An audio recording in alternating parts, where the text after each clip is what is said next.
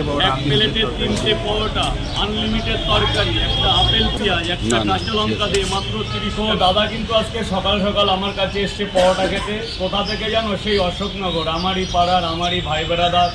তো দাদার কিন্তু একটা চ্যানেল আছে, দাদার নামটা কি? RD studio 2.2 channel. RD studio 2.2। দাদা একটা ড্যান্সার। তো দাদার কিন্তু ভালো প্রোগ্রাম হয়। আরও প্রোগ্রাম দেখতে গেলে একটু তোমাদের সাপোর্ট চাই, তার জন্য একটু লাইক শেয়ার সাবস্ক্রাইব করতে হবে, কারণ মানুষের ভালোবাসা ছাড়া এগানো যায় না।